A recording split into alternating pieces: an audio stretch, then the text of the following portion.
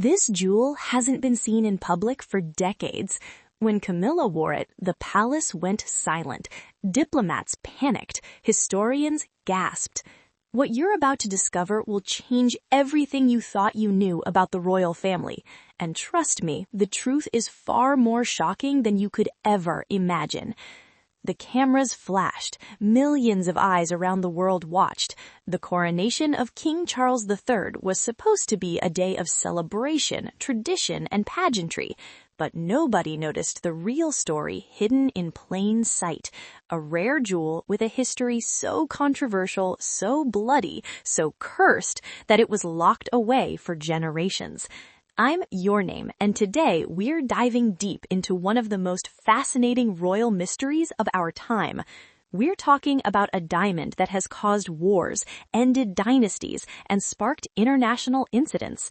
By the end of this video, you'll understand why this single piece of jewelry sent shockwaves through Buckingham Palace, why diplomats from 3 countries held their breath, and why Camilla's choice that day was nothing short of genius. But to understand what happened on Coronation Day, we need to go back, way back, to a time of empires, conquests, and legends, to a diamond that would become known as the most controversial jewel in human history. Are you ready? Let's begin. The year was 1849. The British Empire was at its absolute peak, controlling nearly a quarter of the world's land and population. In the aftermath of the brutal Anglo-Sikh Wars, something extraordinary happened, something that would change the course of history. A diamond, one of the largest and most magnificent ever discovered, was about to change hands under circumstances that remain disputed to this very day. The Koh-i-Noor. In Persian, it means mountain of light, and when you see it, you understand why. This wasn't just any gemstone. We're talking about a diamond that originally weighed 186 carats before being recut. To put that in perspective, most engagement ring diamonds are less than 1 carat. This was nearly 200 times that size. Its brilliance was said to be so intense that it could light up a room even in darkness. But the size wasn't what made this diamond legendary. It was the blood. The Koh-i-Noor first appears in written history in 1526, when it came into the possession of the first Mughal emperor Babur. But legends suggest it's even older, possibly dating back 3,000 years to ancient Hindu texts that speak of a divine gem called the Syamantika. What we know for certain is this. The Koh-i-Noor passed through the hands of Mughal emperors, Persian shahs, Afghan rulers, and Sikh maharajas, and almost every single one of them met a violent end. Emperor Babur himself wrote about the diamond's value, estimating it could feed the entire world for 2 days. His descendant, Shah Jahan, the man who built the Taj Mahal, owned it. The diamond was set into his famous peacock throne, one of the most magnificent pieces of craftsmanship ever created. But then came the Persian invasion of 1739. Nadir Shah of Persia sacked Delhi, slaughtering thousands, and took the peacock throne back to Persia. Legend has it that when he finally laid eyes on the Koh-i-Noor, he exclaimed, "Koh-i-Noor, mountain of light," and that's how the diamond got its name. But Nadir Shah's triumph was living-leaded. He was assassinated by his own guards in 1447. The diamond then passed to Ahmad Shah Durrani of Afghanistan, whose empire would eventually crumble. Then to Shuja Shah Durrani, who was deposed and tortured. Are you seeing the pattern here? The diamond eventually made its way to Maharaja Ranjit Singh of the Sikh Empire in 1813. Ranjit Singh was powerful, cunning, and he knew the diamond's reputation. Some say he wore it as an armband, others say he kept it locked away, but he understood its power. When Ranjit Singh died in 1839, chaos erupted. His empire began to collapse. Multiple rulers came and went in rapid succession. Wars broke out, and the British saw their opportunity. After the Second Anglo-Sikh War in 1849, 10-year-old Maharaja Duleep Singh was forced to sign the last Treaty of Lahore. Among other things, this treaty required him to gift the Koh-i-Noor to Queen Victoria. Now, let me be clear about something. This wasn't really a gift. This was a conquered child forced to hand over his nation's greatest treasure to the conquering power. Dalip Singh was separated from his mother, converted to Christianity, and sent to live in Britain. He would spend the rest of his life trying to reclaim what was taken from him, but he never succeeded. The diamond arrived in Britain in 1850, and Queen Victoria was disappointed. You see, the Koh-i-Noor in its original Mughal cut didn't sparkle the way European diamonds did. It was cut in a traditional style that created a different kind of brilliance, one that glowed rather than sparkled. Victorian England didn't appreciate this, so Prince Albert made a controversial decision. He had the diamond recut. The recutting took 38 days and cost the equivalent of millions of dollars in today's money. The Koh-i-Noor went from 186 carats down to 105.6 carats. More than 40% of the stone was ground away. Historians and gemologists still debate whether this was the right choice. Some say it increased the diamond's brilliance. Others say it destroyed a priceless piece of history and cultural heritage. But here's what almost nobody talks about: the curse. Every single male ruler who possessed the Koh-i-Noor faced tragedy, assassination, or death. Nader Shah, assassinated. Ahmad Shah Durrani, his empire collapsed. Shuja Shah Durrani, deposed and killed. Sultan Abdul Hamid died in poverty. And the list goes on. Even Prince Albert, Queen Victoria's husband, died young at just 42 years old. The British royal family learned this lesson well. They established an unwritten rule that has lasted over 170 years. Only female royals could wear the Koh-i-Noor. Queen Victoria wore it as a brooch. Queen Alexandra had it set in her crown.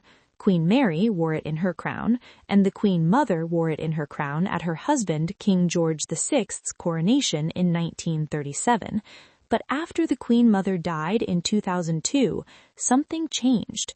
The crown with the Koh-i-Noor disappeared from public view. Why? Because the world had changed, and the diamond at the center of it all was about to become Britain's biggest diplomatic nightmare. Fast forward to the 21st century, and the Koh-i-Noor sits at the center of an international firestorm that refuses to die down. 4 countries claim ownership: India, Pakistan, Afghanistan, and Iran, and each one has a compelling case. Let's start with India. India's claim is straightforward. The diamond has been part of Indian history for potentially thousands of years. It belonged to Indian rulers, was housed in Indian palaces, and was taken during British colonial rule. India argues that it was stolen, pure and simple, and should be returned as a matter of justice and post-colonial reparations. In 2016, India's Supreme Court actually heard a case filed by the Indian cultural organization Bharatiya Janata Party demanding the diamond's return. The petitioners called it a matter of national pride and argued that the Koh-i-Noor was taken by intimidation, coercion, and undue influence.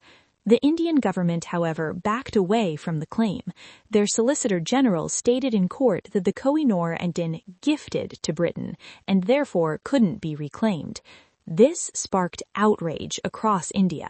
People accused their own government of being too soft, of giving up on a symbol of national identity. But here's where it gets complicated. Pakistan also wants the diamond. Pakistan's claim is equally strong. The diamond was last held by Maharaja Ranjit Singh in Lahore, which is now in Pakistan, not India. The Treaty of Lahore, which transferred the diamond to Britain, was signed in what is now Pakistani territory. Therefore, Pakistan argues if the diamond belongs to anyone in South Asia, it belongs to them. The Afghan and Iranian claims are historical. The diamond spent time in both empires, and both countries argue it was stolen from them before it ever reached the Sikh Empire. So you can see the problem. If Britain returns the Koh-i-Noor, who do they return it to? And wouldn't that open the floodgates for thousands of other artifacts? Because here's the thing, this isn't just about one diamond. The British Museum holds approximately 8 million objects. Many of them came from former colonies during the height of the British Empire. The Elgin marbles from Greece, the Rosetta Stone from Egypt, the Benin bronzes from Nigeria, Ethiopian treasures, Chinese artifacts. The list goes on and on. Museums across Europe face similar questions. France, Germany, Belgium, they all hold vast collections acquired during colonial times. The British Museum Act of 1963 actually prevents the museum from returning objects in most cases. It was designed specifically to protect British collections from repatriation claims. But the tide is turning. In 2022, Germany began returning Benin bronzes to Nigeria. In 2023, the Smithsonian in the United States returned bronze artifacts to Nigeria as well. France has started conversations about returning artifacts to several African nations. The pressure on Britain has been mounting for decades. Every time there's a royal event, every time the crown jewels are displayed, the questions come back. When will you return what you took? The royal family found themselves in an impossible position. Wear the Koh-i-Noor and face international condemnation. Don't wear it and face accusations of hiding from the controversy. So they made a decision. Keep it out of sight. After Queen Elizabeth, the Queen Mother, died in 2002, her crown, with the Koh-i-Noor prominently displayed, was placed on her coffin during the funeral. Millions watched around the world, and that was the last time the diamond was seen in public at a royal event. For 21 years, the Koh-i-Noor was essentially retired. It remains on display at the Tower of London, where tourists can view it as part of the Crown Jewels exhibition, but it hasn't appeared at a coronation, a state opening of Parliament, or any major royal ceremony. Until 2023. When King Charles III was about to be crowned, the entire world wondered, what would Camilla do? Would she wear the Queen Mother's crown with the Koh-i-Noor? Would she make a political statement by refusing it? Would she try to avoid the controversy entirely? Diplomatic channels were buzzing. The Indian press was watching closely. Pakistani newspapers ran editorials. Historians waited to see if the royal family would make a bold move or play it safe. And then Camilla made her choice, a choice that nobody saw coming. May 6, 2023, Westminster Abbey. The eyes of the world were on London. King Charles III was about to be crowned in a ceremony that blended thousand-year-old traditions with modern sensibilities. It was the first coronation in 70 years, the first one broadcast in ultra-high definition, the first one live-streamed to billions of people worldwide. Every detail had been scrutinized, every choice analyzed, and nowhere was the scrutiny more intense than on what Camilla would wear on her head. The world expected tradition, royal protocol, the same crown that had been used for nearly a century. What they got instead was a carefully calculated diplomatic masterstroke. Camilla didn't wear the Koh-i-Noor, but she didn't avoid wearing a crown entirely. Instead, she chose the crown of Queen Mary, but with a crucial modification. The Koh-i-Noor was removed. In its place, Camilla had the crown reset with 3 different diamonds, the Cullinan III, 4th, and 5th. Let me tell you why this was brilliant.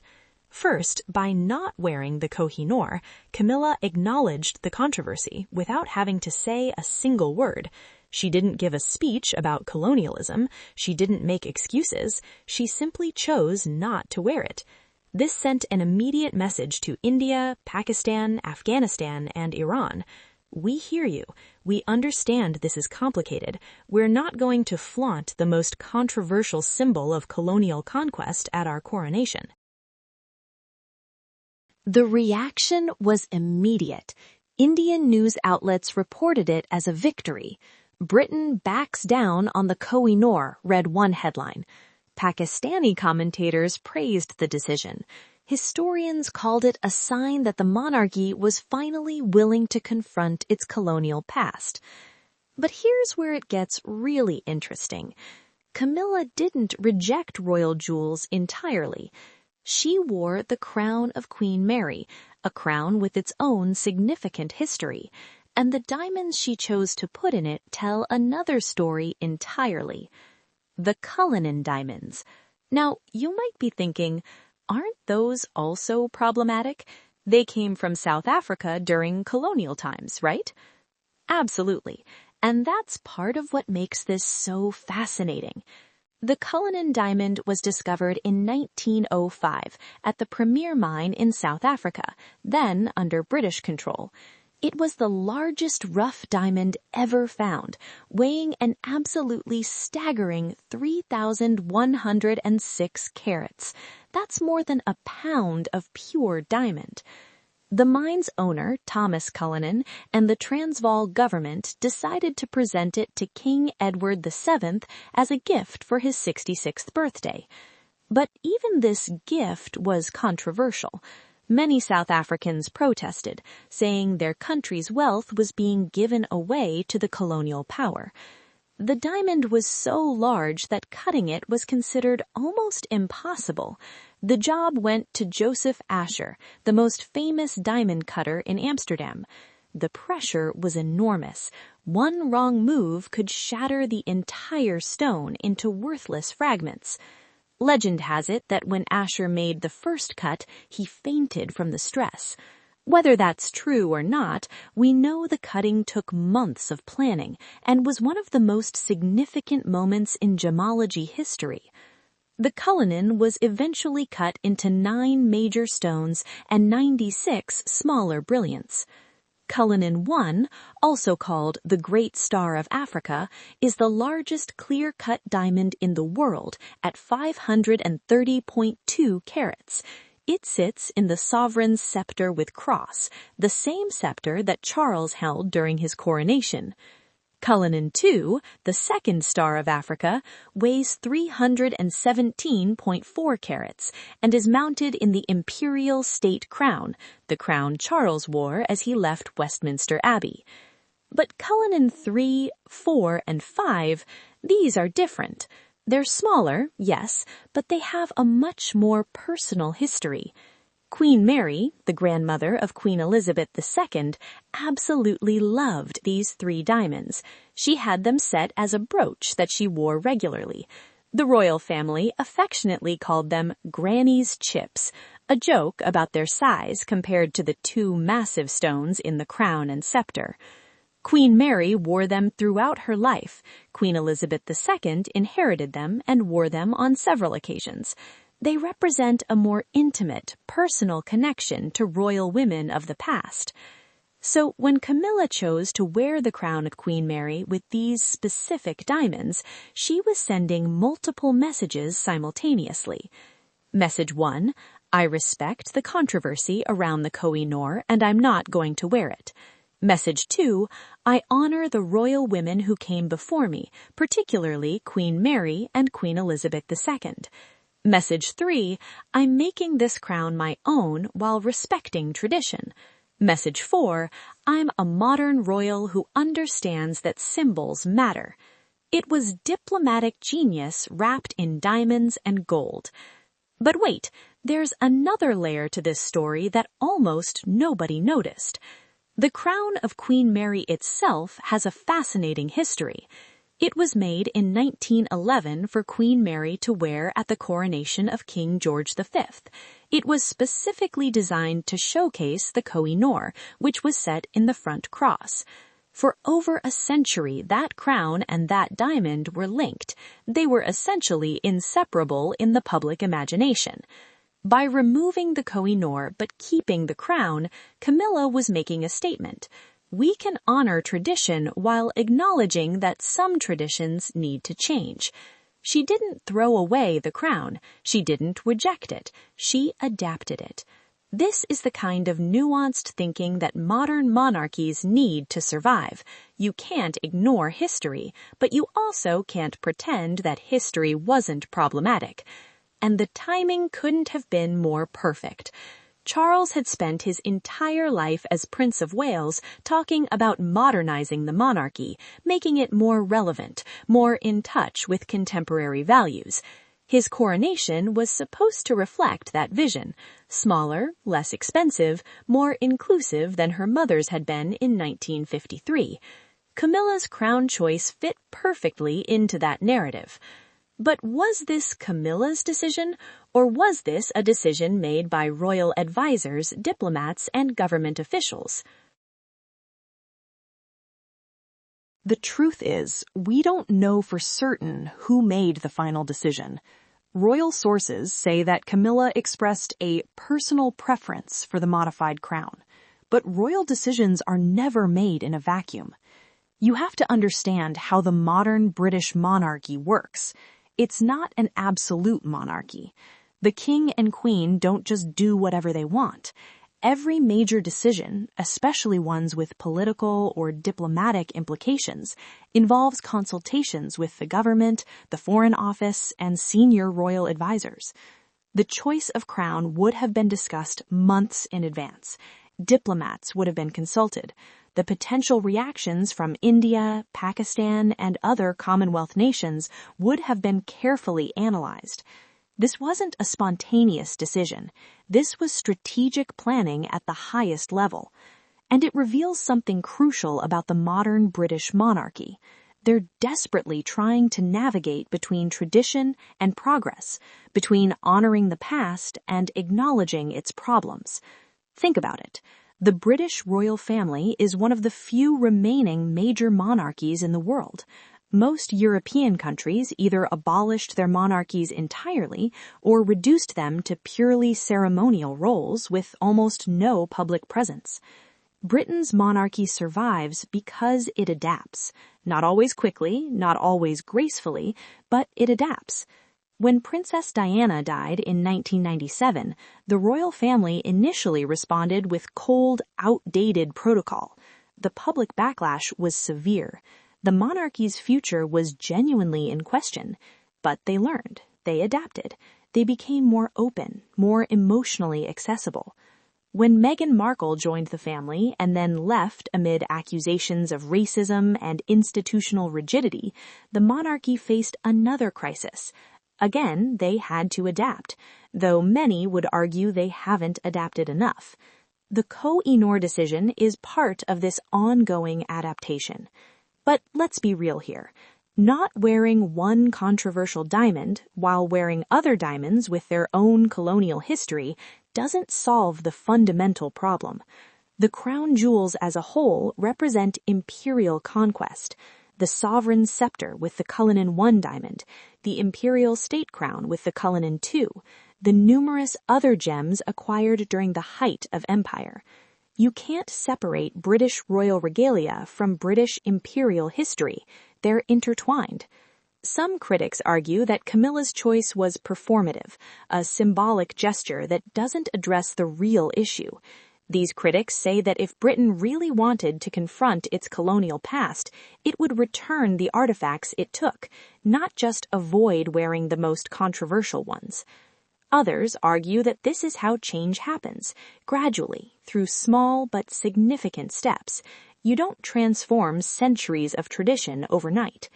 There's also a legal and practical dimension that people often overlook.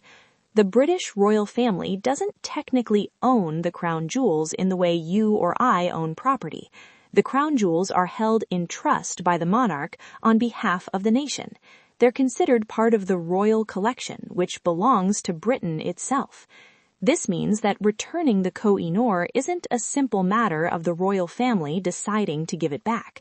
It would require an act of parliament. The government would have to pass legislation overriding the British Museum Act and other laws that protect national treasures. And that's where things get politically complicated. Different political parties in Britain have different views on this issue. Some Labour MPs have called for returning colonial artifacts. Many Conservative MPs oppose it, arguing that these objects are part of British heritage and that museums have a responsibility to preserve them for everyone.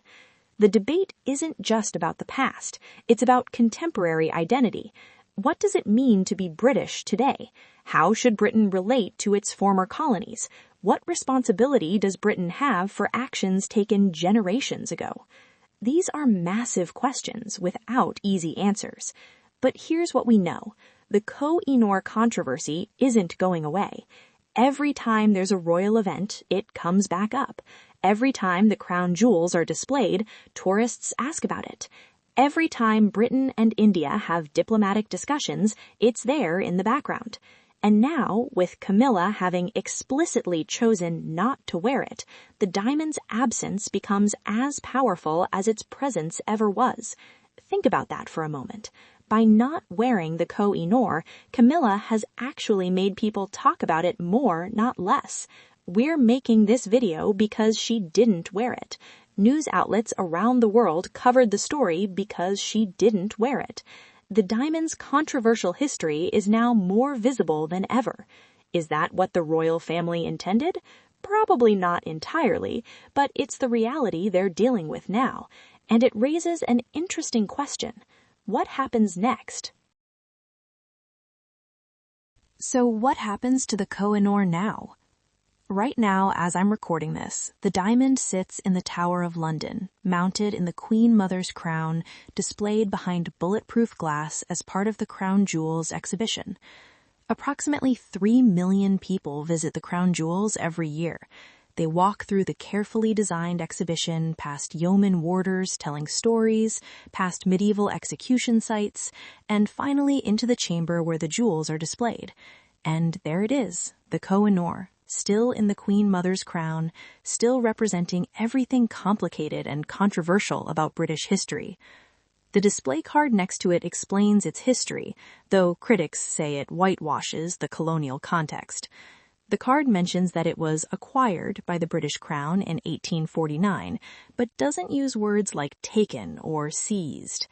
This is typical of how British institutions handle colonial history. Acknowledge it exists, but minimize the violence and coercion involved. But change is happening, slowly. In recent years, British museums have started to re-examine their collections and their language. The Victoria and Albert Museum, the British Museum, and others have revised display cards to be more honest about where objects came from and how they were acquired. The word acquired is being replaced with more accurate terms. Context is being added about colonial violence and exploitation. This might seem like small stuff, but language matters. How we talk about history shapes how we understand it and what we do about it. So back to the Koh-i-Noor. Will Britain ever return it? The honest answer is probably not, at least not in the immediate future. The political will isn't there, the legal framework doesn't support it, and perhaps most importantly, there's no consensus on who should receive it if it were returned. India and Pakistan both claim it. They're not going to agree, and Britain isn't going to choose between two Commonwealth nations and potentially damage relations with both. Afghanistan and Iran's claims are even more historically distant and even less likely to succeed. Some people have suggested compromise solutions. What if the diamond was displayed on rotation, spending time in India, Pakistan, Afghanistan, and Iran, as well as Britain? What if it was donated to the United Nations or a neutral international institution? These are interesting ideas, but they have their own problems. Who pays for security? Who's responsible if it's damaged or stolen? Who decides how it's displayed and what story is told about it? There's also the question of precedent. If Britain returns the Koh-i-Noor, every single artifact in every British museum becomes potentially claimable. Greece would immediately intensify demands for the Elgin marbles. Egypt would want the Rosetta Stone. Nigeria would want more Benin bronzes. This is what's called the floodgates argument. If you open the door to returning one object, where does it end? Critics of this argument say it's a weak excuse. They argue that each case should be judged on its own merits. Some artifacts were purchased legally. Some were gifts. But many, including the Koh-i-Noor, were clearly taken through conquest or coercion. The ethical thing to do, they argue, is to examine each case honestly and return objects that were stolen, regardless of the inconvenience or cost. It's worth noting that some institutions are doing this. The Smithsonian has returned artifacts. French museums have returned objects to Benin. Dutch museums have returned artifacts to Indonesia. The sky hasn't fallen. Museums still exist. Culture is still preserved, but justice has been served. So why won't Britain do the same? Part of it is about national pride. Britain has a complex relationship with its imperial past. For some Britons, the empire represents achievement, progress, and bringing civilization to the world. For others, it represents oppression, theft, and violence. These two views of history are battling it out in British culture right now. You see it in debates about how history is taught in schools. You see it in controversies over statues of colonial figures. You see it in arguments about whether Winston Churchill was a hero or a villain. He was both, depending on your perspective and whether you were British or Bengali during the famine he arguably contributed to. The Koh-i-Noor sits at the intersection of all these debates. It's not just a diamond, it's a symbol. It represents conquest, yes, but also craftsmanship, history, mythology, and power. And symbols are powerful things. They shape how we see ourselves and our history. By choosing not to wear it, Camilla has essentially said, this symbol is too controversial for a modern monarchy. We acknowledge that. We're not going to flaunt it. But she didn't say, we're returning it. We acknowledge it was wrong to take it. That's the step that hasn't been taken yet, and it's the step that may never be taken. Because here's the uncomfortable truth. Returning the Koh-i-Noor would require Britain to fundamentally reckon with its imperial history in a way it hasn't been willing to do. It would mean admitting that the British Empire, for all its achievements, was built on theft, violence, and exploitation. It would mean acknowledging that many of the treasures in British museums don't really belong to Britain. And that's a conversation that much of Britain isn't ready to have. But the conversation is happening anyway, whether Britain is ready or not. Younger generations are asking harder questions. Former colonies are demanding justice. The historical record is becoming harder to ignore. Camilla's coronation crown choice might be remembered as a turning point, not because it solved anything, but because it marked the moment when the British royal family publicly acknowledged that the old ways of doing things can't continue unchanged.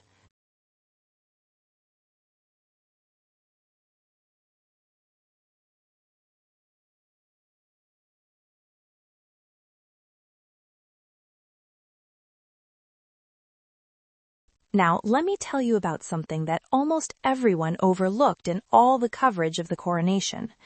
The crown of Queen Mary that Camilla wore isn't just historically significant because of the Koh-i-Noor. There's another layer of symbolism that connects directly to contemporary royal dynamics.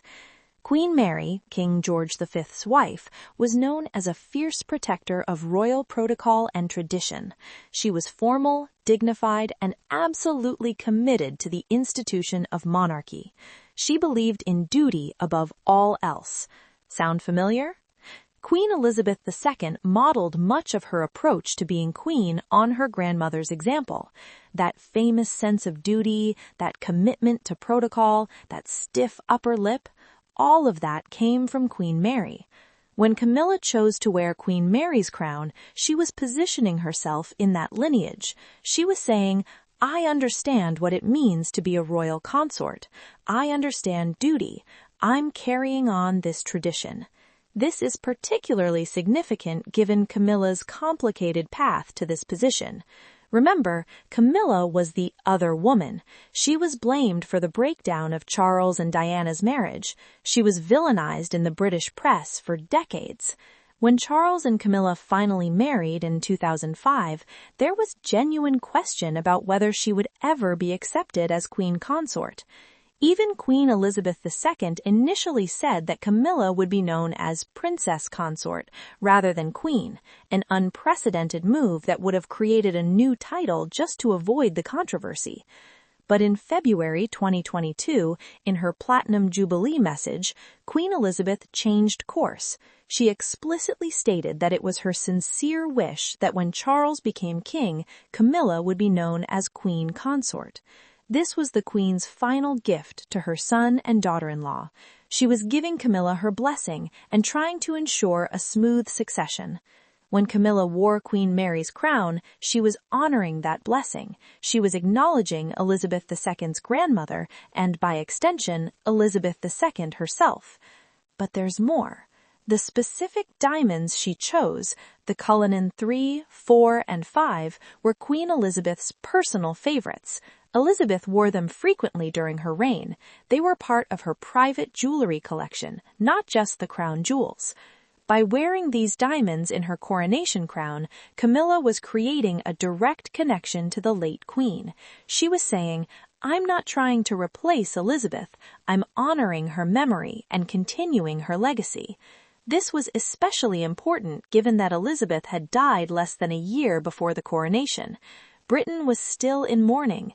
People were still adjusting to having a king instead of a queen. Camilla needed to show respect for what came before while also establishing her own identity. And you know what? It worked. Public opinion polls after the coronation showed that Camilla's approval ratings had improved significantly. People who had been skeptical of her started to come around. The crown choice was cited as one of the reasons. It showed thoughtfulness, sensitivity, and intelligence. But let's not forget the international dimension. By removing the Koh-i-Noor, Camilla wasn't just making a statement about colonial history, she was also showing respect for the Commonwealth. The Commonwealth is crucial to the British monarchy's continued relevance. It's an association of 56 countries, most of them former British colonies. King Charles is the head of the Commonwealth, but that position isn't guaranteed. Each Commonwealth country could choose to leave or to reject Charles as head of state. In recent years, several Caribbean nations have discussed becoming republics and removing Charles as their head of state. Barbados actually did it in 2021. Jamaica, Bahamas, and others are considering it. The monarchy's survival depends in part on maintaining good relations with these nations, and nothing would damage those relationships faster than flaunting the symbols of colonial exploitation. So the Koh-i-Noor decision was also about Commonwealth diplomacy. It was saying, "We hear you. We understand this history is painful. We're trying to do better." Whether that's enough remains to be seen, but it was a necessary step.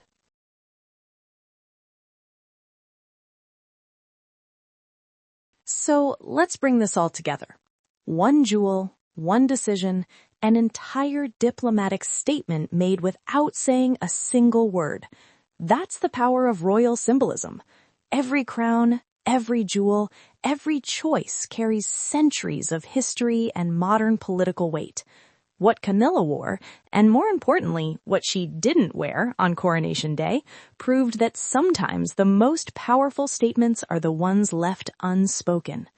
The Koh-i-Noor remains locked away in the Tower of London, a beautiful and bloody reminder of empire. It sits there, sparkling under museum lights, viewed by millions but worn by none. And maybe that's where it belongs, at least for now. Not flaunted, not celebrated, but also not forgotten, present as a reminder of complicated history that we still haven't fully reckoned with. Camilla's choice to wear Queen Mary's crown with the Cullinan diamonds instead was brilliant on multiple levels. It acknowledged controversy without dwelling on it. It honored tradition while adapting it. It showed respect for the late queen while establishing Camilla's own identity. And it sent a message to the Commonwealth and the world that the British monarchy is at least trying to evolve. Is it enough? No, not by a long shot. The fundamental questions about colonial artifacts, reparations, and historical justice remain unanswered. But it's a step, and maybe that's all we can expect right now. Incremental steps toward a more honest reckoning with the past. So the next time you see a royal in their finest jewels, remember this story. Remember that you're not just looking at sparkle and glamour.